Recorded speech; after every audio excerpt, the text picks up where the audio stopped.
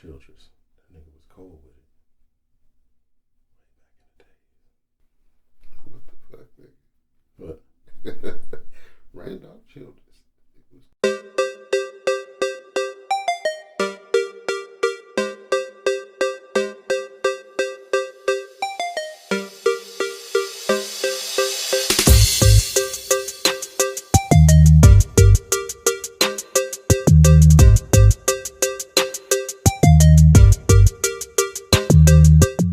Yo, welcome back. We back for episode 3? Episode 3.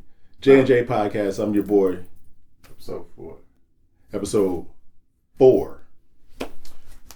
Welcome back. Episode 4. J&J Podcast. I'm your man, your everyday dude, Jay Devon. I'm Jerome. And yeah, man, thank y'all for tuning in again. Y'all make sure y'all stick with us. Like, share, subscribe to the J&J Podcast. Yep. Our individual links will be up throughout the episodes, so you'll be able to check that out. And we've been having fun, man. The first few episodes, we've been having a lot of fun. We're going to have some more fun. We've been giving y'all a lot of serious topics over the last couple of episodes. So tonight, we're going to lighten it up a little bit, man. We're gonna discuss some fun stuff tonight, man. Let y'all join in on the conversation. Y'all feel free to comment and all that stuff like that, when you watch it. And share with us what you think. And we're doing a series. It's going to be a series. Yeah, we're going to do a few of these. Yeah. We're going to do a few of these. It's going to be just across different genres of movies. And maybe we'll get into genres of music at some point. But oh, man. Yeah, let's do that too. Yeah, definitely. But right now we're getting into genres of movies. And right now we're talking about rom-coms. Rom-coms, man. Right on. And so we watch rom-coms, man. Let's start with that first. Let's talk about that. What was your introduction to rom-coms? Cause when you say rom-coms sometimes in mixed company, you get judged as bro, like we can't be, you know what I'm saying? Yeah, I mean with us, it was probably the first one I can remember is like 16 Candles. Okay. You know what I'm saying? Yeah, I forgot about that, man. I wasn't even going back that far, but yeah, that's definitely a classic. For sure, classic rom-com. Like, and I was young enough at the time where I didn't really understand all the jokes and shit. And then later on, I was like, oh, okay. Yeah. But yeah, it was like 16 Candles and like Breakfast Club, all that. Okay, yeah. That might have been it for me too then. Yeah. I mean, if you're going back that far, I was thinking more when I became an adult, young adult or whatever. One of the first ones that I remember was You Got Mail. Okay. And When Harry Met Sally. They all came out around that same, in that same the range. Meg Ryan. Yes. See, because I'm talking about the Molly Ringwald era. Okay. The Brat Pack. Yeah. Meg Ryan is a whole rom-com thing unto herself. Absolutely. If you look down her list of movies, like she stick to a certain formula for sure. And she was the '80s. She was the '80s face of rom-com and early '90s. Early '90s, yeah. Yeah. Well, I'll even go, and it's on my top 5. Just so you know, we already, we're gonna give y'all a top 5 later on in the episode. No, we can start. We start with top 5 and just start breaking them down. Yeah, cool. Let's talk about it. So top 5 rom-coms. My number one. Well, I won't say number one in no particular order, but I'm gonna give my 5. Some of my 5 and some honorable mentions. Yeah. What I just named, When Harry Met Sally. Yeah. That was one. The first one I remember, okay, and I don't know when it came out in regards to 16 Candles and all that other stuff for that, but I do go back a little bit further. About Last Night. Okay. That was the big one for me. That was when I first. Who was in About Last Night? That's a good question. I'd have to Google it. Is it black or white? Or? No, the first one was the white. They redid it too. It was redone by Kevin Hart, Regina Hall, Michael Ealy, and I think her name is Jill something.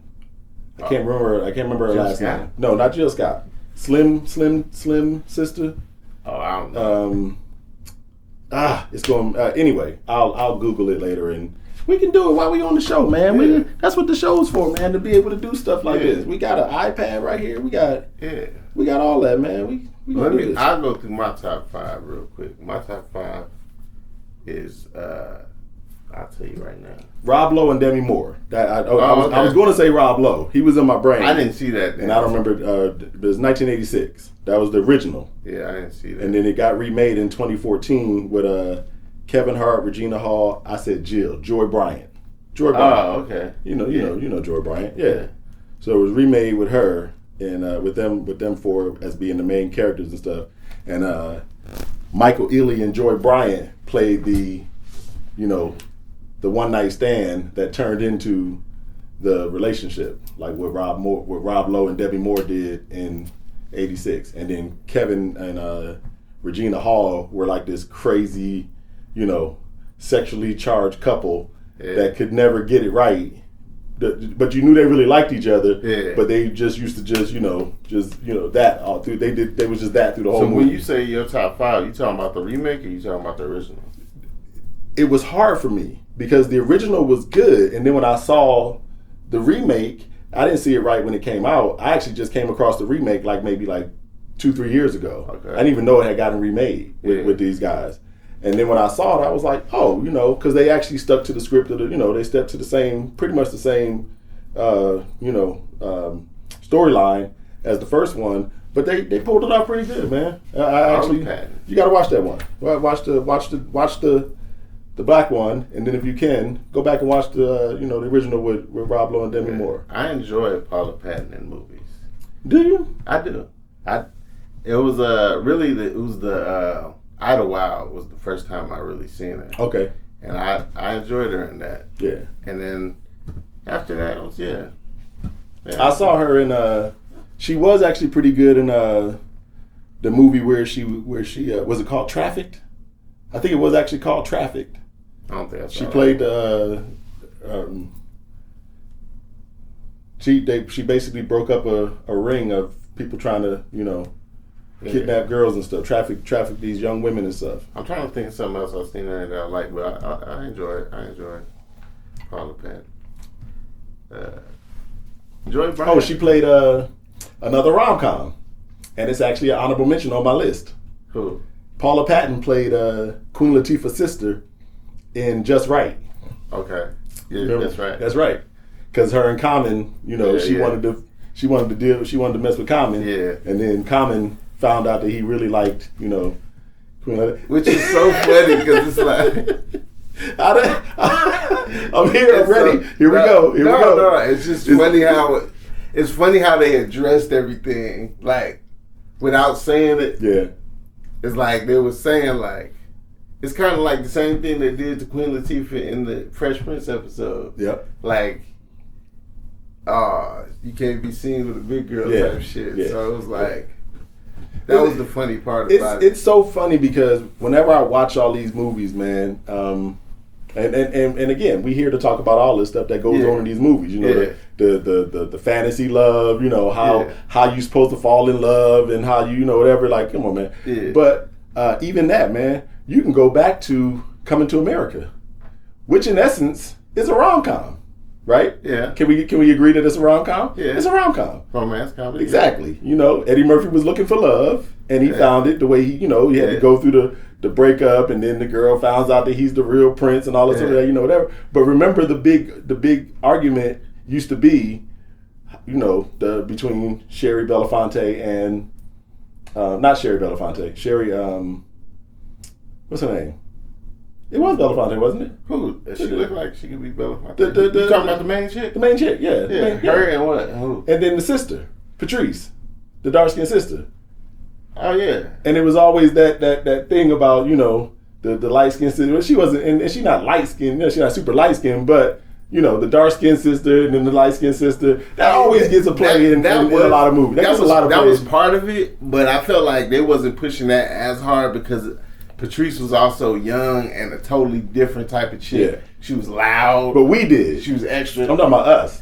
I'm saying the blacks pushed the, you know. I never really. But she was the cuter one if you ask me. You know what I'm saying? Like, you know. But that's what I'm saying. Like, it wasn't the same thing. Even if she was whatever. Like, now there was that in House Party.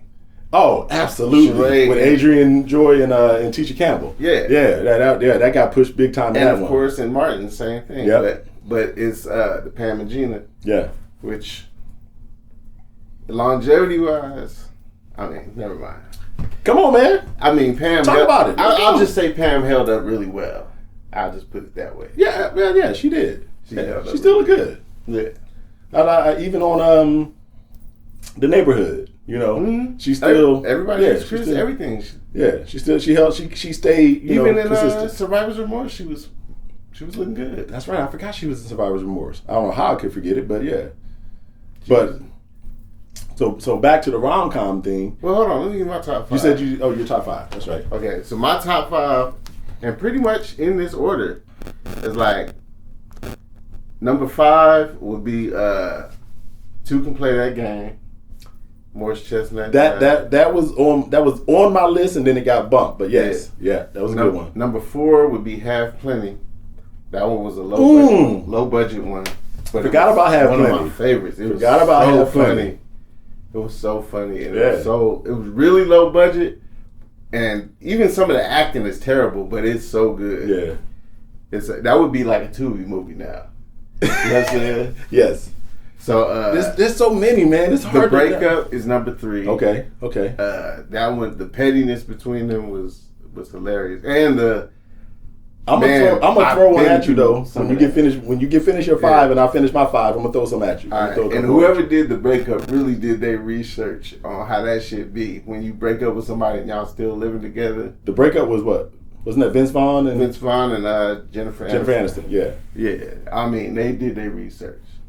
And then number 2, When Harry Met Sally. Yep. It's really one of my all-time favorites. I probably watched When Harry Met Sally more than any other rom-com. Like I could, if it came on right now, I could watch it all the way through, and it feel like 2 seconds. Have they remade that yet? No, and they shouldn't. Leave okay.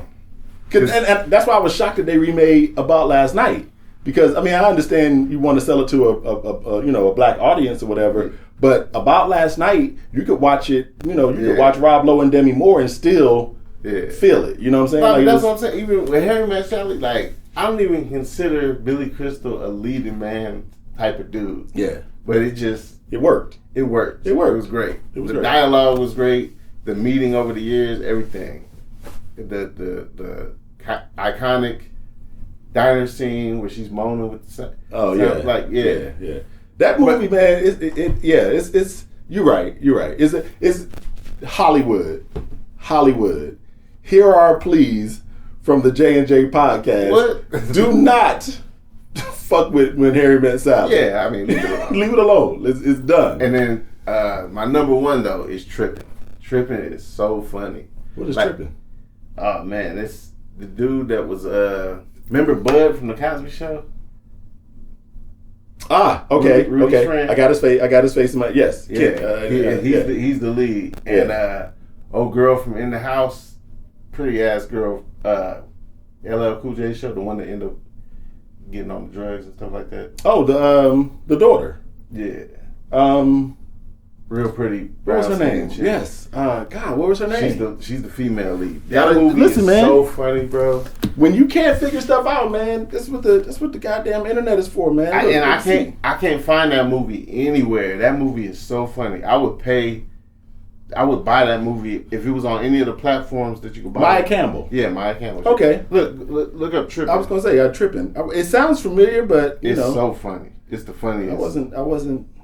I mean, I laughed so hard on this movie. It's stupid. Okay. Donald Faison. And the acting is dumb and all of that, but it's so fucking Richmond, funny. Guy Torrey, Maya Campbell. Okay. I'd have to watch it. I'd have to find a way. Yeah, it's good. So my homework for this week is to watch Trippin'. But good luck finding it. That's what I'm saying. Like I can't find it nowhere. I'll see if I can find it. Yeah.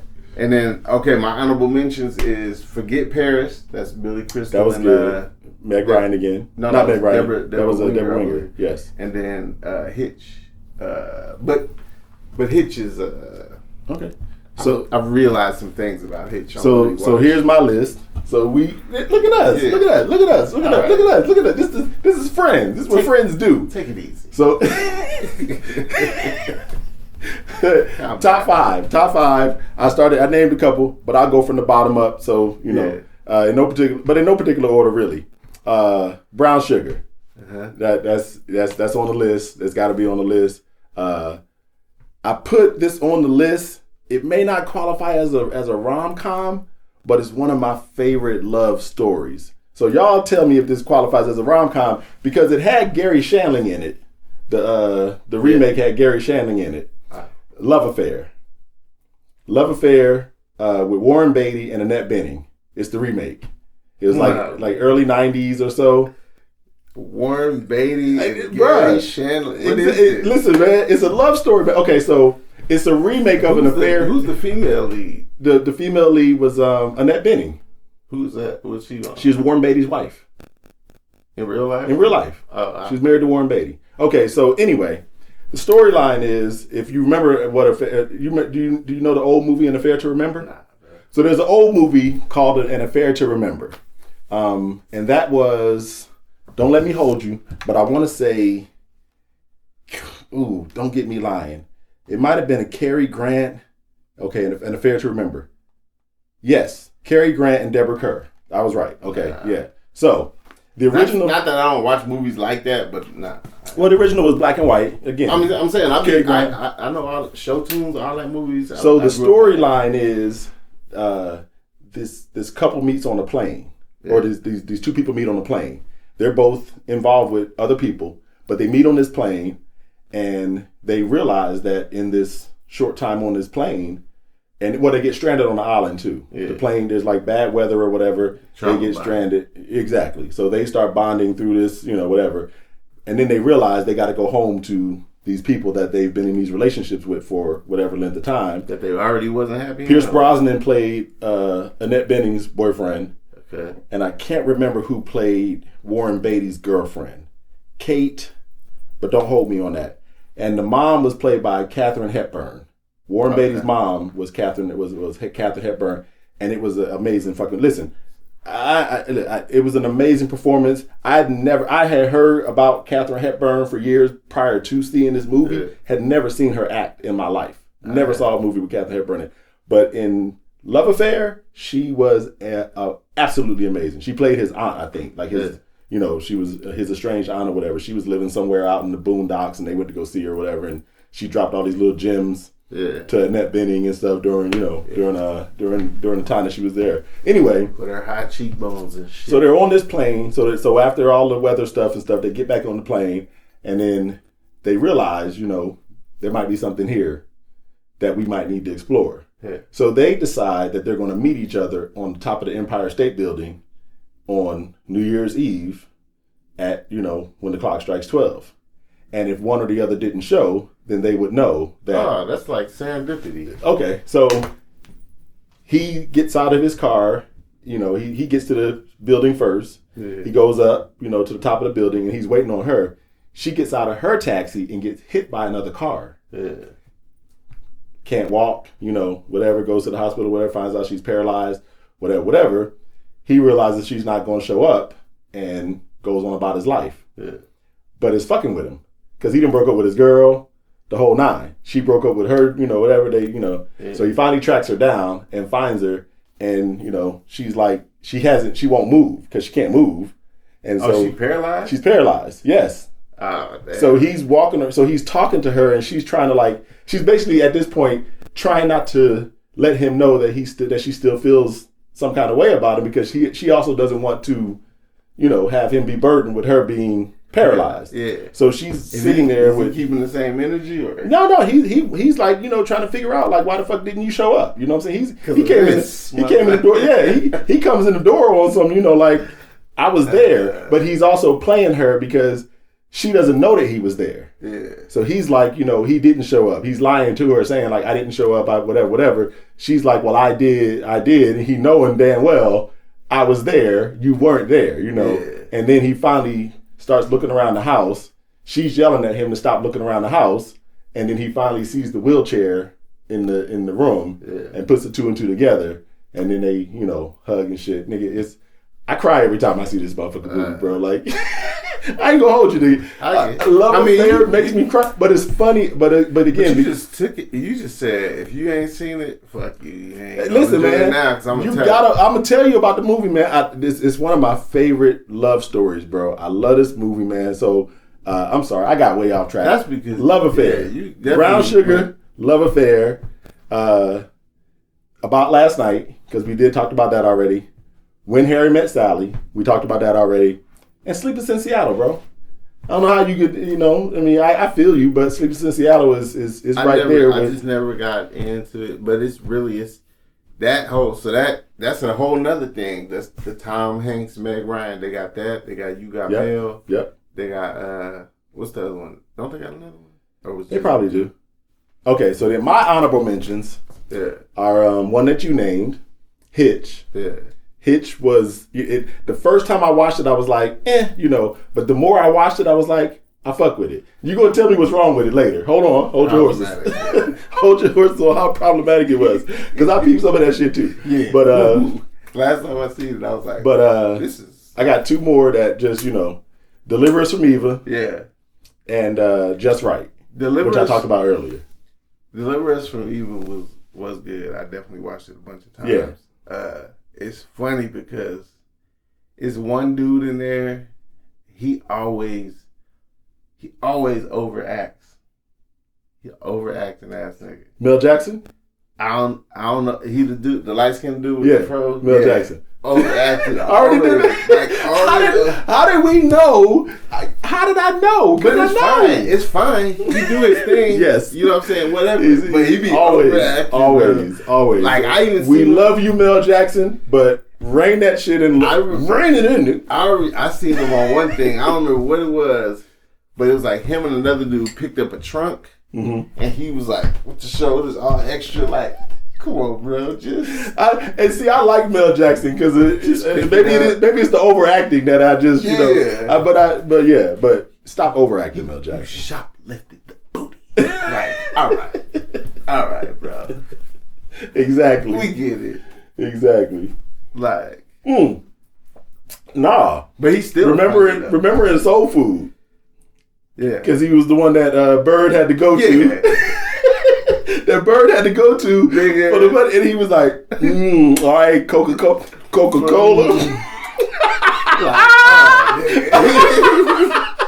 All right, nigga. Coke bottle, whatever the fuck he called it, Coke. Extra. Oh, man. Hey, we love you, Mel Jackson. But it was so satisfying. We fuck with you tough. It was so satisfying when he beat his ass. Good luck getting your job now, nigga. Whatever he said. Oh, you just lost your job, nigga. Whatever he said. Weak ass shit. Nigga, don't talk tough until you got your ass. Exactly. You think that nigga really care about that job?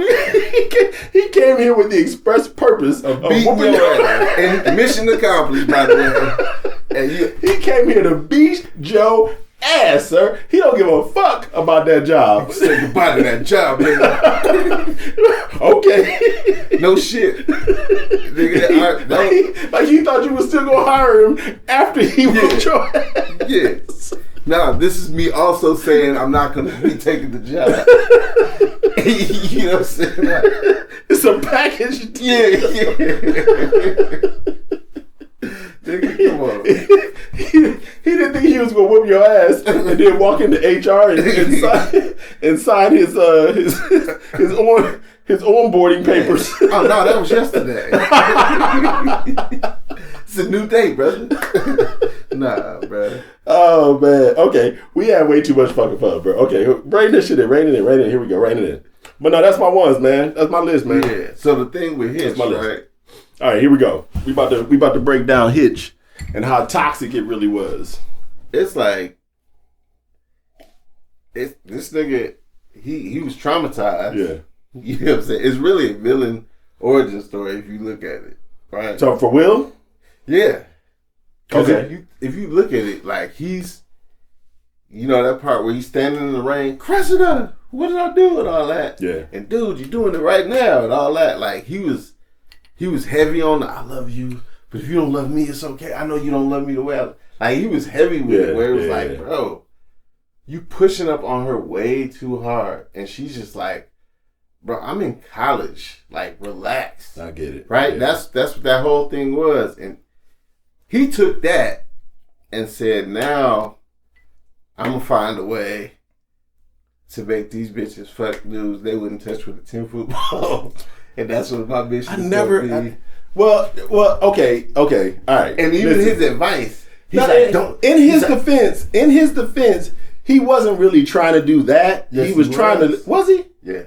Because he was. I gotta watch. Maybe I need to watch it for the fifth time, man. Now, as long as you had good intentions, though. Like, if you was like, I just want to fuck on her, then he was like, yeah. But if you was like, because bro, that's what it was. He saw that shit as like a challenge. Yeah, he did. He did get old girl to fall in love with Kevin James. Yeah. So yeah, that was. Even though it turned out the shit he told him to do turned out to not be whatever. But he was like, when he was like, Michelangelo, I'm Michelangelo, Sistine Chapel. You know what I'm saying? Like, that was his ego. Like, I'm about to really make this happen. And it's all based off of his whole business is based off of the trauma he went through from some shit he really did wrong. Like, he wasn't wrong in his intentions, but you was laying it on thick to this like 19-year-old that's like, bruh, I'm taking Hitch off my list, bro. It's out. You out of here, Hitch. You out of here, Will. I'm saying, but it's funny though, and I guess funny. it's romantic, so it meets the criteria of a rom-com. But okay, so here's the next step in the progression of these rom-coms, right? Mm-hmm. How realistic are most of these rom-coms? I mean, they're not, but that's. Like the whole chase you, I like you, and then I don't like you, and then like, first of all, you can't pull this shit off in major cities. Like, and I know they be in major cities sometimes trying to pull these, like, because once you see a motherfucker and you kind of like, I ain't messing with you no more. How you gonna run into him again randomly at the, you would be surprised. Because really, like... I'm not saying that I didn't have certain places where I would see certain people, like, multiple times, but the chances are... But I always say Vegas is the biggest small city in the world. Well, that's a fact. We know that already. I mean, it's just like the places you go and run into. Oh, yeah. Yeah. You know what I'm saying? Especially if you didn't, I was here for like maybe 2-3 years before, like people started to know me and recognize me and like, oh yeah, whatever, I'll be somewhere. Everybody runs into exes everywhere in Vegas. Like, you just be that place. I've heard that too. I don't have a lot of exes in Vegas, so I can't attest to that. Or even just people that you mess with, you know what I'm saying? Like all of that. But I don't be doing that. All right, bro. I don't be having nobody else. I know. Virgin J. It's all good. I'm chased, man. Let me be chased, bro. For sure. Look, right now I just put a halo over my head, just like Sylvester. It's like, whatever. If that's what you want the people to believe, have at it. I be, man. Sometimes I be having sex, but I don't be like, like it's whatever, bro. I'm talking about through the years, like, and then you run back into people all the time, like you see. Okay, all right. I mean, whatever. I'm talking about just in random, like the grocery store. No, I feel you. But no, I'm just, but the chase part, that trope of it, I understand. Like, the chase part, like chasing them down. Yeah, like when you like now, like not like physically chasing them down, like, but I mean just like the whole idea of somebody like rejecting you or somebody clearly making it, what I'm saying, like they clearly ain't fucking with you. I ain't fucking with you, whatever, and then you still somehow, trying to work. Like, hey, the trope of, and this is in a lot of them, where it's like a motherfucker about to get married. And you break up that marriage. Love and Basketball. Which is one of my. I was gonna put it on my list, but that's always my knock on that Tyra movie. Banks didn't do nothing wrong, dude. I love that movie, and it's definitely one of my honorable mentions when it comes to romantic, love stories, whatever, rom-coms, whatever you want to call it, because it was obviously some funny moments in there too. But I always like. For as much as I love that part, I hate that part, bro. Like the part where it's like when he says that shit, you feel it. When he be like, you don't wait 2 weeks before I get married to come with this bullshit. Like, I felt that. I was like sitting there going, I think I feel that. But then she was like, I'll play you. And then he was like, for what? And she was like, your heart. I was like, ugh. Yeah. I was like, oh, hold on. Am I supposed to cry now? Is it another part? Do I need to say these tears for the... Look, I was sitting there literally, bro. When the first time I watched it, I was ready to cry. But then I was like, nah, bro. Something else gonna happen that's gonna make me cry even harder. And when they start playing that Indigo with Michelle and Ocello's song, oh my God, bro. I'm this nigga. I'm done. It's a wrap, bro. I'm in this bitch. I'm like, what the fuck just happened? Because when he dunked on her, I was like, oh. And then when that nigga was like, hey, double or nothing. I was like, I'm just like, do it. So I preface this by saying I do be crying in movies. So I'm not trying to make it seem like I don't. But for that part, no. I was not. It was so funny to me that it was like, even the song choice of You Making a Fool of Me, Tell Me Why made it even funnier, because when he dunked on her, I was like, get out of here. Yeah. Go get your single ass on. Yeah. Go get you some cats. It was funny. Because it's like, really, when you really look at it, like, and they do that a lot, and they tell it from a perspective of the person breaking up the happy relationship. Yeah. So you don't really see it from the person who's getting victimized. And like in that particular movie, Tyra Banks didn't do shit wrong. Yeah. She didn't do shit to get. Well, it was the same thing I was talking about with Love Affair. Yeah. Their characters didn't do. You know what I'm saying? Yeah. Those other two people didn't do anything wrong. I mean, they may not have been perfect for you, but they didn't do anything wrong. Yeah. You just decided that you was gonna meet this dude on this plane. And I mean, for whatever, but okay, so here's the bottom line in all this shit, right? Before I'll tackle that first. Okay, yeah. So you met this dude on this plane, and you... No, we already went over this movie. You're not going to go over No, I'm not going to go over it again, but I'm saying, like those other people didn't do anything. They were literally just, I know were there. We're not going to go over this movie again. There's too many other good movies. I'm not. But I'm about to find out what the lady's name was. Because I know it was Kate Capshaw. That's who played. Warren Beatty's original love interest in the movie, and then it became. Nope. No more love affair. Okay, so let's talk about. What do you think it was with you when Harry met Sally? What's the thing? Man, I'm gonna be 100 with our audience. I'm a romantic, bro. I don't know how to be romantic. Let me hold you. Let me not hold. I don't know how to be that guy. I don't know how to be that guy that's just like, with the sunflowers or the roses or the tulips. But I like it. And I guess I'm a victim of, the shit they trying to sell us. That fantasy love that, you should feel like, every day, when you wake up, unicorns and rainbows and shit is over your head and stuff like that. But I like it. I like to see it. You know what I'm saying? Yeah. And I like to believe that, it exists in me somewhere. But I love that, man. I love that, I love that whole idea that, you might be my soulmate. You know what I'm saying? Like, you might be the only person, and I say that, of course, as somebody who's openly polyamorous. Exactly. Yeah. Somebody who's polyamorous or whatever, but my person, you know what I'm saying? You my person. You know what I'm saying? If I found my person, and then everybody else is, can be just as good or whatever, but this is my person right here. You know what I'm saying? Like, I believe in finding your person. I do, man. I believe in finding your person. That's the thing with a lot of these rom-coms, and even like the early stories we was told, the earliest stories, like the Disney stories and all that, is the problem is the happily ever after be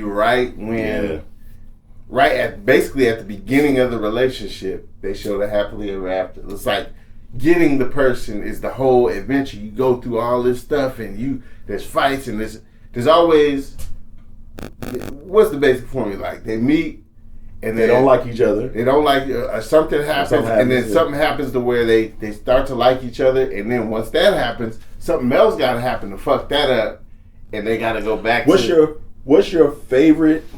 And then you might have to think about this for a second. What's your favorite? We fell in love at this moment thing, and I'll tell you what mine is. In a movie? In a movie, mine is when a motherfucker fake fall and the person just be magically there to catch them and shit. Yeah. Like they fall off a ladder or some shit, you know what I'm saying? And they be like, oh, I got you. And then it's like, oh, I never knew your eyes were I never knew your eyes were amber. Like just I hate it. I think the one I like probably the best is like the try to holler, like something happens between them, and they don't know that they need each other later on. Like whatever their jobs or whatever put them in a position of where they have to deal with each other, and it's like you, and fuck. And then you go through the whole thing, and then at the end of it, they be in love. And I'm telling you, bro, like it's so crazy because you can watch like Lifetime or all the movies, and it's the same script. Yeah. I'm like, bro, like it's the same script. Different characters every time, bro. Like somebody gonna fall down, the other person gonna catch them, or somebody going, But that's what was dope about the breakup. Like the way he just straight hollered at her while she was on the date. Like you ain't gonna do nothing serious with this guy. I'm gonna be fair. Okay, so we're gonna do story time right now. Okay. Because that's how I met my lady. Oh, you hollered at her while she was on the date? While she was on the date. Right on. Yeah, I was like, hey, you really okay? So it's very selfish thing. And disrespectful. There was a comedian that brought her to a show, mm-hmm. and I saw her, and I was like talking to her friend, mm-hmm. and then I was like, oh. And then when I found out who she was there to see, I was like, oh. So you'd rather spend your life with an unfunny dude? You know what I'm saying? Like you were just, you know what I'm saying? You didn't see him go on stage and bomb. You didn't see him go on stage and eat it. That's what you want to do for the rest of your life. And then I was just like, See, but me, I'm funny though. That's terrible, bro. That's like you. In all fairness, it was their first date. Yeah, but you didn't care. If they was happy, you still try to fuck her. Nah, she was like, No. If she had said, "I'm good," I'd have shut it down, bro. That's who I'm not. Well, I'm not that dude. I'm not that. If you tell me that you're not interested, I tap out. Now I may still, you know what I'm saying? I might still see you and be like, "Yo, what up, girl?" Whatever. What's up with that thickness? Whatever. I'm gonna do that. I'm that.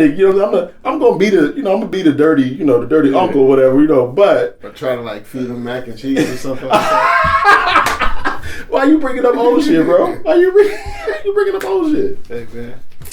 And okay, whatever. Anyway, I will tap out though. I'll be like, no, but I might feed you some macaroni just to check the temperature and shit, just to check the temperature. Yeah. And if you don't really, what I'm saying, like I get it. Yeah, I'm not that dude, man. I'm really not. But that's all right. You know what I mean? That's that's how they happen sometimes. Like ours started at work. You know what I'm saying? Yeah. There's a whole thing with that, like meeting somebody at work. And you're not supposed to. I won't call HR on you, but somebody might. You know what I'm saying? But that's what I'm saying. She is HR. So that's I might go hire them. I didn't mean to say I might. Somebody might decide to call HR. Hire we HR. don't work for the same company no more. Oh, okay. I'm my bad. Well, that's when we met. So my hating stops at that point. Yeah. So, what I'm saying is, in those instances, there's a lot of obstacles that goes along with dating somebody that you work with. Yeah. Especially when it's like, I would never date anybody I work with. I mean, whatever. But what I'm saying is, there's a lot of obstacles, especially if you're in a situation where it's mostly men and a few women. Because that's where dudes get, Yeah. Cutthroat. They start doing the type of shit you did. Yeah. You know what I'm saying? Like, this nigga, Like, yo, did you get that thing checked out? You know what I'm saying? Yeah.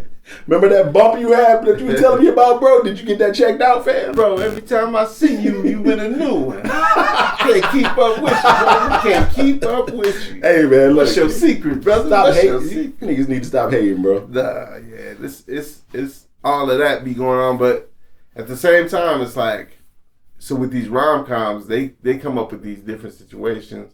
I think, like I said, my favorite one is like the one, it's kind of a workplace thing, but like the one with Ryan Reynolds and where she's like he gotta marry her because she's Canadian. She's his boss. I don't remember that one.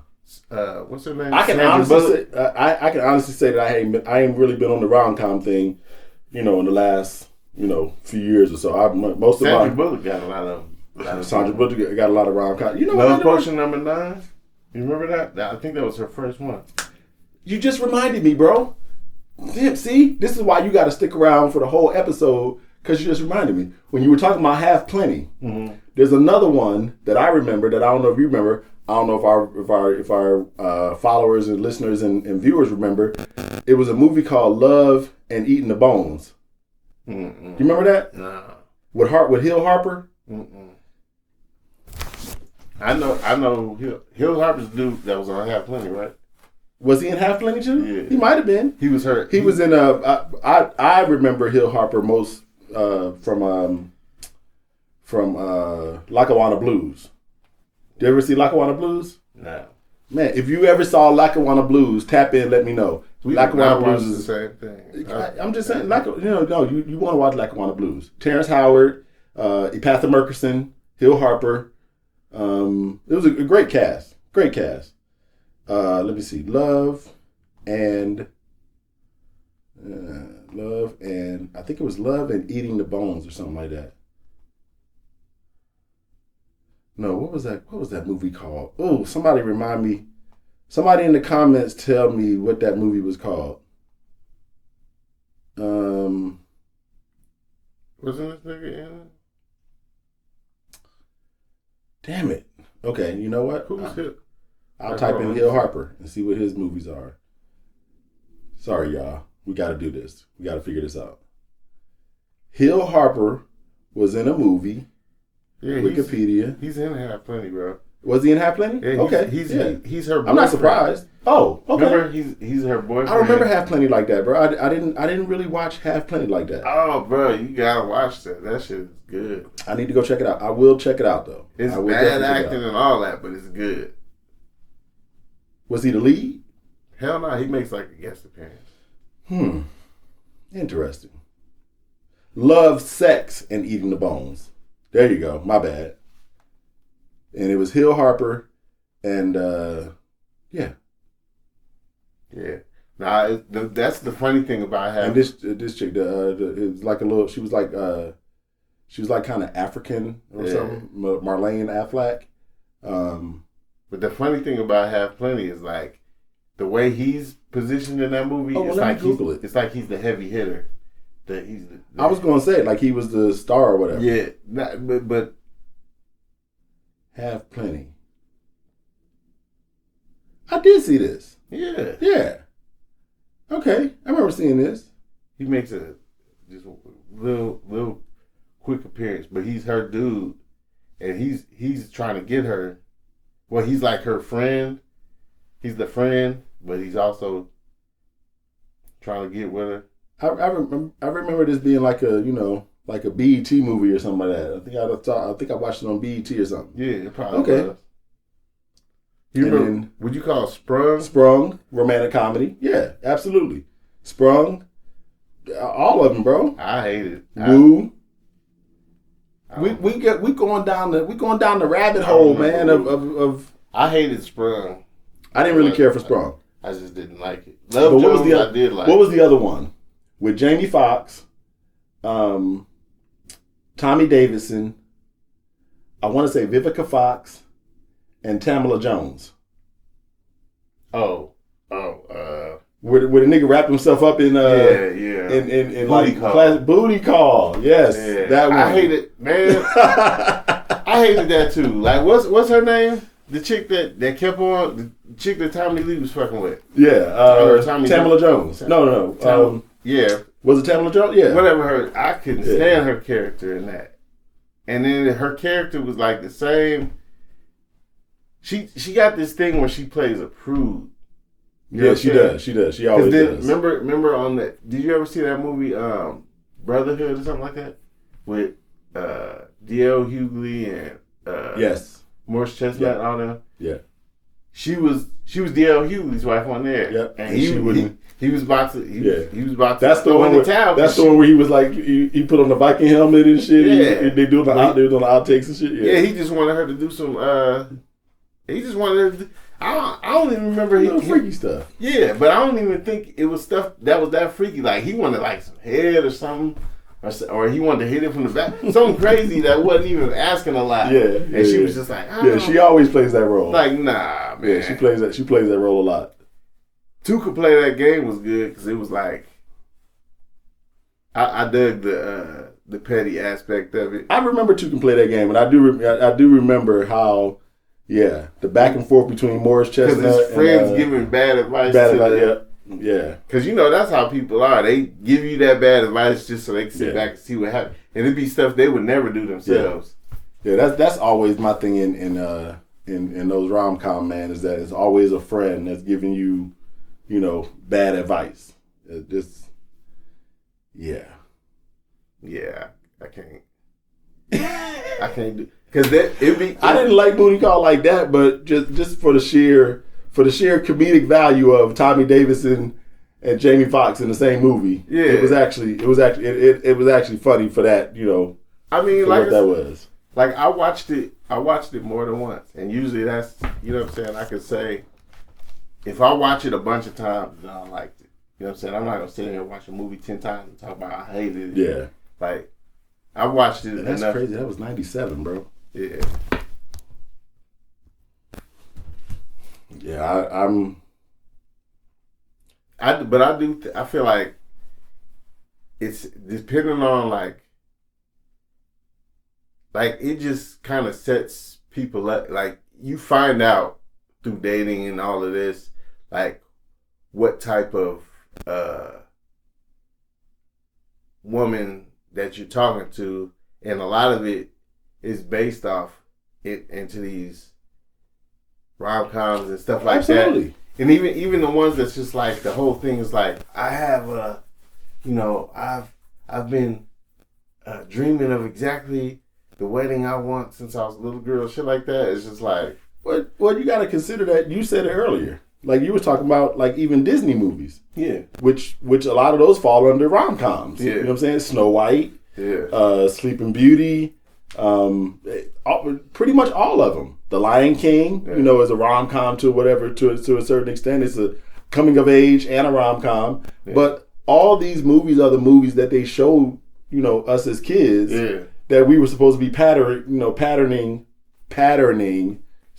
Make sure you spell that out when I say it. Man, patterning our love styles are after. We're supposed to be we that's how you're supposed to fall in love. You're supposed to fall in love like Sleeping Beauty or Snow White or Cinderella or some goofy shit, Aladdin or whatever, But that's what I was saying. So, because if you just take the first part of what I was saying, it sounds ignorant. But what I was saying, I wasn't saying like all women that they watch these movies and that's what they expect. I say, by getting to know a person, you get to know like how much of their expectations is rooted in all that. Because sometimes you get a woman that's like, I don't want none of that big. I don't like none of that big gesture stuff and none of that. You know what I'm saying? All that, and you get some people that think if you don't do big gestures, then it's not real love and all that kind of stuff. So it's just like that's a word, Jerome. That's a whole nother conversation, bro. Like, you know what I'm saying? Like love languages and shit. Now we talking love languages, But that's what rom-coms basically. You know what I'm saying? They try to. He's just not that into you. That's another good one. Yep. Because I like that one because whether or not everything they do in there is truthful or whatever, but it's still like they they at least present you with these different scenarios to think about. Yeah. Like when old girl was trapped in the closet and his wife came in and he had sex with his wife with old girl trapped in the closet. Yeah, that was trapped in the closet. That was like the anger that she had. Cause he was like, his whole thing, and it's funny because he was like, I had an affair. And in his mind, it's like, that's the end of it. It's the end of it. And then she was just like, well, you don't want to work on it? He was like, because now, and there's people like that where they're not going to let you just break their heart. Yeah. You got to rip it out, throw it down, stomp on it, or they going to still be like, but there's a chance. Man. And unfortunately, you ever been there? You ever been there? Which one? You ever been the person that would allow somebody to do whatever they want to do to you, and you would never give up on them? Nah, I don't know if that's crazy. Would do whatever is crazy. Like, I'm just saying, like, I do mean do whatever, because like it's okay, so there's definitely been like where it's once I feel like it's my way coming that way and it's not being reciprocated, and I'm like I still, you know what I'm saying, I still feel this way. Yeah, we've all had that one or two. I've definitely been there. Yeah, but do anything and all that, like I can't watch you, in a 42-man gangbang and just be I ain't even talking about that. No, I ain't even talking about that. I'm talking about like you can't just mistreat me, for just do me any other kind of way, and I'm gonna just be like, oh, okay, because I like you still. Like, it's never been that. But again, some of those rom-coms that happens. You know what I'm saying? Like you see that situation where it's like you could, you shitted on me, but But that's what some guys be. That's why some guys be thinking like same way I say it affects women a certain way. Yeah. It affects some men a certain way to where they be thinking, well, according to Hitch, if I just try a little bit harder, then she, you know what I'm saying? It's like, no, bro, that's a movie. Tap out. She said no, and she meant that shit. Exactly. And that's the end of that. Nah, and because you can get a restraining order. Yeah, I was gonna say I've been there one time. I was restraining order? No, not restraining order, bro. The fuck I look like? I was just saying. My bad, but you did say restraining order. No. I'm saying where I had that woman who told me, no, and then I was still like, are you sure though? Are you sure though? You be like, we can't be friends. We can't just, I put myself out there one time like that, and I learned my lesson. Never again. You are not to come within 100 yards of so and such. Never had a restraining order, but yeah. No, man, it is. Whenever I watch rom-coms, I always I go through that. You know what I'm saying? Like, because again, I do have this romantic thing in me. I see it, and I'm like, man, how amazing would that be? You know what I'm saying? That you know what I'm saying? Like, we know they acting whatever, but how amazing is that you might find your soulmate that way? That you might find your, you know what I'm saying? That the person that's just, I know, but so I think even men sometimes, and not a lot of men, but I think even men sometimes we just wish it could be that easy. You know what I'm saying?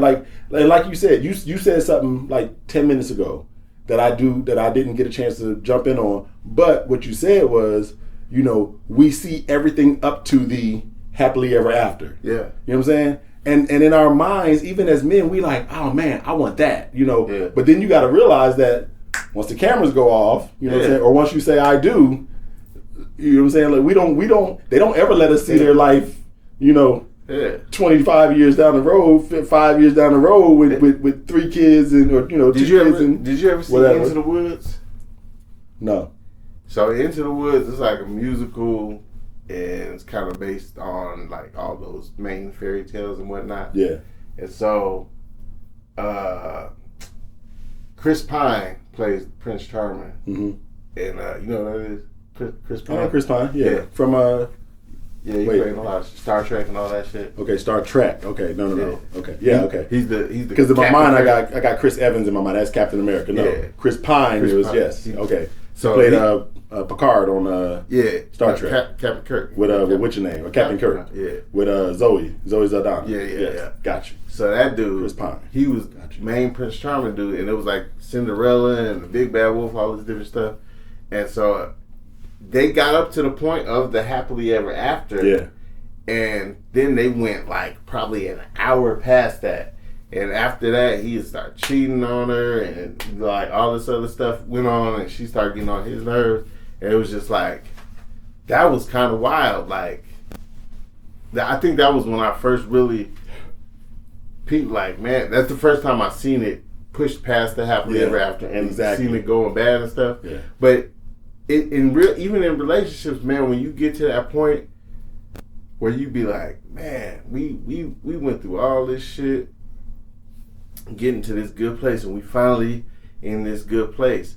That don't mean 2 days from now, motherfucker ain't gonna be annoying and all this other shit. You just gotta remember, like, you just gotta get back that perspective. Like, we do, you know what I'm saying? Like, we do love each other at the end of the day, but right now, this is just, you getting on my nerves. Yeah. I'm getting on your nerves, whatever it is. And I mean, and again, you know, we watch these movies, whether it's rom-coms or comedies or horror or whatever it is, as an escape from the reality. You know what I'm saying? We know what the reality is. We know what it is once you get past that, you know, I love you and we're, you know, we're having that, you know, like in Love Jones, you know what I'm saying? Where the rain is coming down on them and they kissing and shit and they like whatever.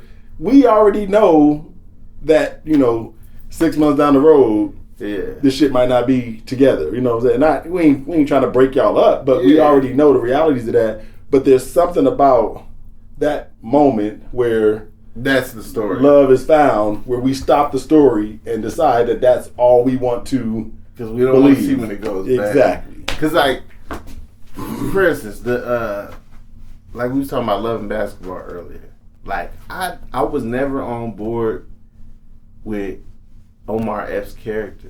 Like, I never related to him. I was always like, what the fuck are you on? Yeah. Like, when they were kids and he pushed her, like, who the fuck does that? Yeah. And then when he was like older and like the whole thing, like, you basically got you a date. Yeah. You know what I'm saying? You got what's his name? Gabrielle Union to the prom. But then now that you see, if you was with Gabrielle Union and she was by herself, you wouldn't give a fuck. But since she was up in there with Boris Cujo now you like, now you can't even pay attention to Gabrielle. I forgot they was even in the movie, bro. Like, you just took me back. Like, damn. He kind of sucks, bro. Yeah. The whole thing, and then the whole big breakup thing was because you went in for curfew. Yeah, I hated that part. I did hate that part. And I needed you, nigga. What did you need? What I hated that part. Look, I hated that part during the movie. Yeah, I remember watching that movie, being in the movie theater, watching that movie, and going, man, fuck this nigga. Yeah. I did. Because you like what? That's your big issue. We on your head, Omar Epps. I was like, that's your big. That's your big issue. Exactly. You toxic motherfucker. Like, you know, for as much as you love ball, you can't understand, nigga, that she was about to be the starter. You know what I'm saying? She's there on scholarship, bro. She was about to be the starter for USC. And you was mad at her because she didn't sit her ass out there with your goofy ass and mope, nigga. And you knew your daddy wasn't shit. You know, like, come on, nigga. Your daddy playing the NBA. You didn't think for 1 second that this nigga was dipping and diving somewhere? Now let's see she sit out. Let's say she sit out there with you and mope for 2 more hours. That's not gonna change. Goddamn thing about the situation. Exactly. Like, it was such a weak. I almost cheered when the nigga hurt himself when he went up to dunk. I was already fucked up nigga. When the nigga went up to dunk, I was like, this is not going to end well. I knew when he was hanging up there, I was like, this ain't going to end well. And then as soon as he fell, I was like, nigga, fuck, yeah. I mean, I was just like, his whole thing, even with his dad, is like, he lied to me like it wasn't shit. Nigga, welcome to the rest of the world. Exactly. At least he was in the NBA and provided you with a good life, nigga. My daddy worked at the steel mill, nigga. Nigga, literally. A.L. Smith, to be exact. Nigga. You got this big ass house, huge ass house, but you mad because your daddy lied to you, nigga. Like he wasn't shit. And you 20 and you 19 grown years old, grown ass man, nigga. Calm down, nigga. Take it 10, nigga. That's what your big problem is. Reel it in, bro. Life. Look, nigga. You know, yeah. Welcome to the world. Welcome to the real world, nigga. Yeah. Oh, your daddy lied to you because you asked him about something that wasn't none of your business in the first place. You know what I'm saying? Like, what? Like, nigga, my daddy went out to get cigarettes. I mean, fuck you. I got you want it. That's your daddy's story? Exactly. Like, you want to trade daddy's story? You mean my daddy was in my life for the whole 19 years that I was alive, and he lied, and then I found out he cheated on my mama, and then lied to me about it. Come on, bro. Come on, man. Yeah, on my eps. Yeah, I was mad at it, bro. I was heated, bro. Get your garbage ass. Hey, man. When that yo, and then when that motherfucker was well, it's the same part. Yeah, and I hated the part where when she came to the room and Charles and his teammates was playing a video game and shit, and then he had Monica, come in, and I was like, you goofy ass nigga. That was weak, dog. That was we agree on that, man. Fuck Quincy. I never McCall, man. I never was on board with it. Fuck you, Quincy McCall. I mean, not like that, but no. Fuck Quincy McCall, nigga. Fuck. I mean, she did end up marrying dude, but she did, nigga. But had a baby and everything. I guess. But hey, Monica Wright McCall. Yeah, you could have done better. Like your mama said in the kitchen, you could have done better. She could have done better. That was the scene for me that got me, bro, in that movie. What? When she went into the kitchen and was talking to Alfred Woodard about, how the fact that she had never been involved in her, basketball life or whatever, and then they, had their little thing, man. Oh man, that is dirty draws. Hey, bro, like she was. Oh man, that was. Hey man, that was that scene. I felt like that scene was like real. For some reason, when I watched that scene, I felt like that was just like their real emotions. I mean, and they just kept the shit rolling on. It's a very real thing, man. Because if you remember, her older sister was real girly. Yep. And that's more in line with what her mom understands. So she went through her whole childhood feeling like like her mom wasn't cool about the fact that she was different. You know what I'm saying? Yeah. Like she would say shit to her that's just like not cool to say. She did. You know what I'm saying? And in bad moments too, it's like,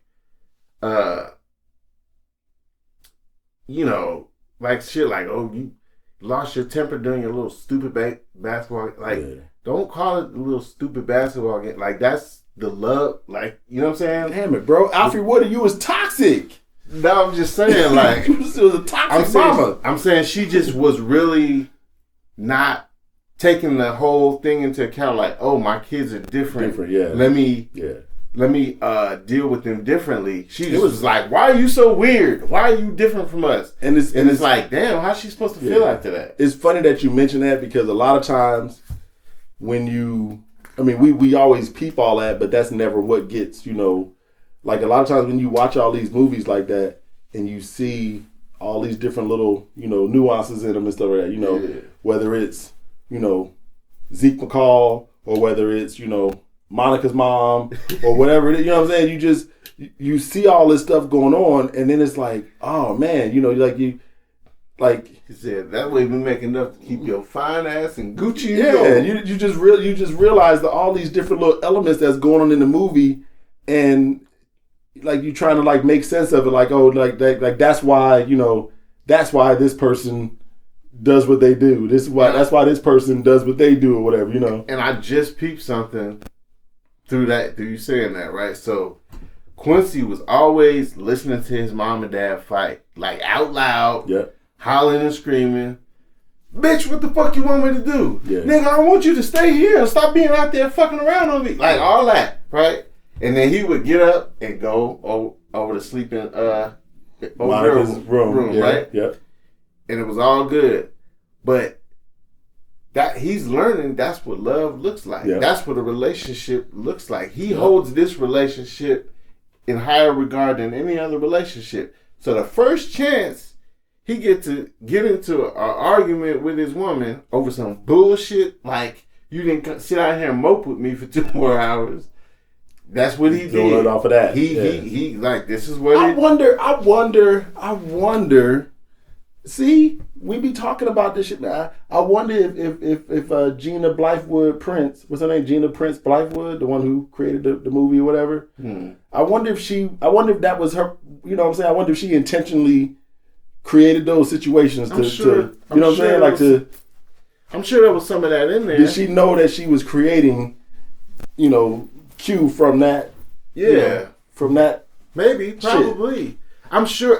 I'm sure there was a purpose of her showing him hearing them argue all the time, and enough. It was so regular to where he knew the drill. Yeah. All right, I'm finna go over here, and she knew the drill. All right, there you go, your blanket, your pillow. Yep. Like, so it was a regular thing. So that was me opening the window. Sorry. Right on. So he's growing up thinking that's what love looks like. That's what love is. Yeah. You know what I'm saying? Like that's his example of a relationship, and he's so gullible into his 20. Yeah. He's in his 20s thinking mom and pops are still all good, and then even to the point where he came over there like, you gonna take the word of some trick over pop? Yeah. And then she showed the pictures, and then it flipped his whole world upside down. Yeah. It's just like, so him trying to take all that in, and then being in his own relationship. Yeah. You know what I'm saying? They say, most women learn how to love from their mother. You know what I'm saying? Watching their mother. And I wonder if, because there's a lot of times where you see your parents or whoever's taking care of you do things, and you're either like, I'm going to adopt that for myself, or you're like, I would never. Fuck that shit. I would never. No, I get it. Yeah. And nobody around me will ever. You know Absolutely. What I'm saying? Like this. So there's those things. So I wonder if that was a thing where he was just like, this is what relationships looks like. Fuck it. I'm going to just take this out on her. Yeah. You know what I'm saying? Bro, look at us, man. Look at us. What you talking about, man? Even when we not really trying, man, we just be, you know what I'm saying? Like, you breaking down these rom-coms with the depth and stuff. We bringing, a little bit of, like, like now I'm watching every rom-com for toxic, you know what I'm saying? For like, now I'm going into the rom-com. I'm already going into the rom-com. Like, bro, this about to be toxic. Well, see, I gotta find the place where the dope thing about the breakup is it's very toxic. Yeah. But she was saying some real shit. Like, she didn't break up with him for no bullshit ass reason. It was clearly like, my man, what the fuck? Like, it's always got to be your way. Like, let's do some give and take here. And he was so selfish, and even his friends was like, "Bruh, that is who you are. Like, we don't go to the White Sox games. We only go to the Cubs games because you were Cubs." Like, that's even his. I gotta watch the breakup, man. Don't. What's up? Let's just give me this. No, tell me that. So let me give you this. So you're not telling me the movie anyway. So they did alternate endings. Okay. But the ending, they did an ending where the happily ever after thing, and they did an ending where it was not that. Yeah. Gotcha. So, but it was like the stuff that was going on in that movie. I don't know if you ever broke up with somebody and y'all still like, but we gonna stay together till the lease is up or whatever, like that type of shit. Once for a couple months, I remember. They did like all that shit they put in there be happening to a certain degree. Some of it might be a little exaggerated, but for the most part, I was like, man. Yeah. But they didn't have to do the happy ending thing or whatever. It was just like, it was very, very realistic. But some of the shit is just like even you go back in the day, the boom box over the. Oh yeah. It's like, all right, man. Is that the one that would was that that's what's his name? Not Colin Farrell. No, hell no. That's John Cusack. John Cusack. Okay. Yeah. Somebody was talking about that movie the other day, and they were talking about the John Cusack. It was a game show I was watching, and one of the questions was was it was something about romantic. It was something about the most romantic things and top 100 most romantic things, and one of the answers was John Cusack holding a boombox. But that's what I'm saying. Like, so if your woman break up with you and you show up in her neighborhood with a boombox blaring some love song out or whatever the fuck, somebody's gonna call the police. Yeah, that shit ain't. You know what I'm saying? That shit's not gonna work. That's not it. No. Like I always, and that's what I was saying. Like it's always just those weird things that you like. This would never, you know what I'm saying? Like, this ain't gonna really happen. You know what I'm saying? This ain't gonna make you decide all of a sudden that you love me. You know? Is there anybody who has a reason why these two? Because I love her. Like no. Bruh, pull some Dwayne Wayne shit on a different world. Have you seen those wedding fails on YouTube? No. Oh, bruh, I know you had to see. I gotta do some homework, man. I gotta watch wedding fails. I gotta watch wedding fails. I gotta watch the breakup. Go watch wedding fails on YouTube. It's like some of them is just like, really, James? He was just in my bed this morning and all that, and people's like, oh, like they don't be like scripted or nothing like that. No. Damn. No. Yeah, see, I couldn't imagine. I couldn't imagine getting to my wedding day and some rom-com type shit happening where some dude stand up and be like, "I love you," or I'd be like, "Bitch, what?" Like just. So yeah. So what is the? What do you think? I wouldn't be mad. Here's the crazy part. I don't even know that I'd be mad. I'd be more like, why now, my nigga? You know what I'm saying? Like, I'd be more annoyed than anything. I'd be like, come on, bro. Like, but would you now? But would you be looking at her as like, why does he feel like he can say this? I mean, nah, but that's what I'm saying. Like, if you look at her and she's like, she's swept away by the gesture. But see, she might not even know. That's the cold part. Like he might have just been holding this flame for wherever, and not even told her about it, and that's just pop up like, I'm here. Peep the scenario. So the preacher just said, "Is any reason?" And then he stands up and he's, because I love her, and he's walking up the aisle. He's giving his soliloquy. All the time, all the years I've waited, and I've been meaning to tell you, and you see her tearing up. How you feel? If she tearing up, then you're done. You're not going through with the ceremony. No, it's a wrap. If she tearing up, it's a wrap, bro. Like I wasn't really your person, and see, that's what I'm talking about. Like this is where we might be able to kind of wrap this thing up and bring it full circle. Yeah, that's exactly what I'm talking about, bro. That's the reason why I love rom-coms, because rom-coms always seem to bring those two people together that we know we're supposed to be together. You know what I'm saying? Like, no matter how much they fought against it, whatever, if you can make it through all that and still be the, and, but sometimes it's at the expense of an innocent. But love is always at the expense of an innocent. When is any relationship not at the expense of any other relationship? He's true. That's right. It always is.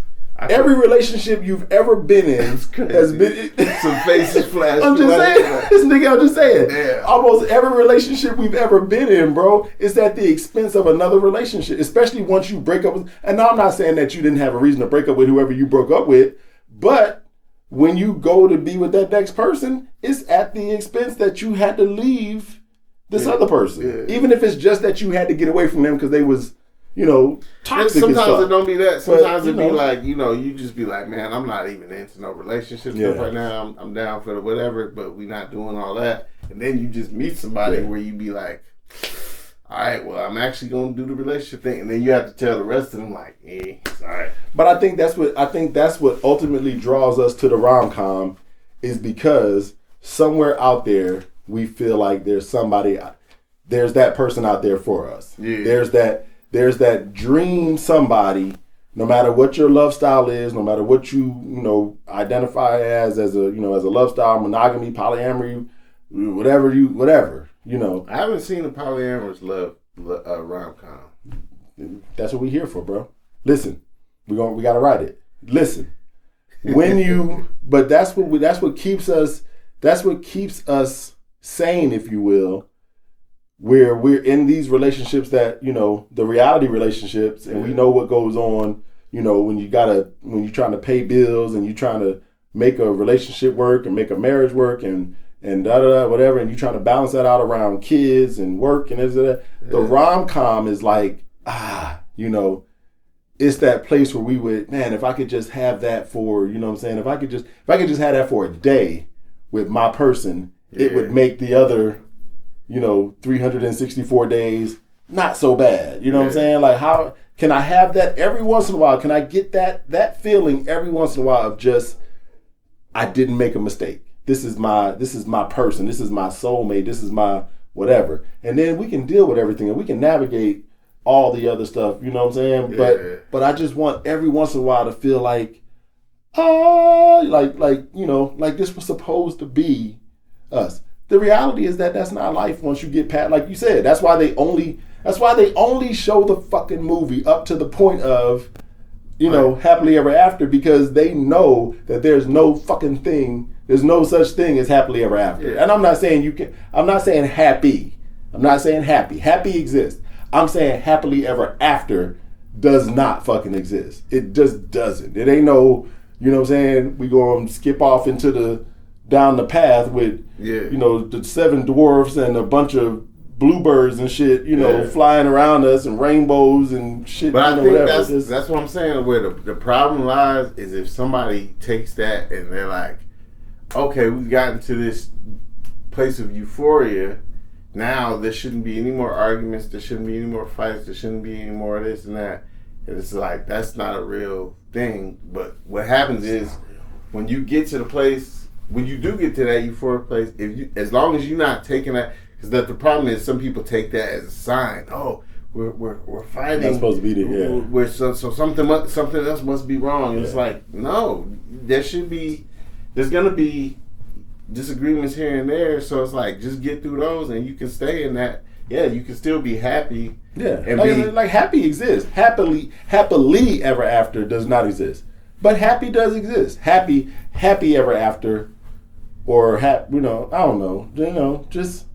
Because happily ever after would be that they were happy up until this point, and then they both died at the exact same time. Like me, happily ever after gives it gives the idea of perfection. You know what I'm saying? Like when they stop those movies at the point that they do, it's like, perfect. That's happily ever after for me. Happy is just, I wake up and I go, I don't want to kill this bitch today. Yeah. You know what I'm saying? Like 24 more hours. You got 20. I think that's why we clap for, like, motherfuckers say they've been married 50 years, 60 years, 70 years. We clap because we're like, they've been doing the happily ever after thing, but it's like, you don't know them people's life. That's why when people be like, I've seen some old people relationship goals and all that shit, I'm like, bro, you don't know what those people went through. And I'm not saying that,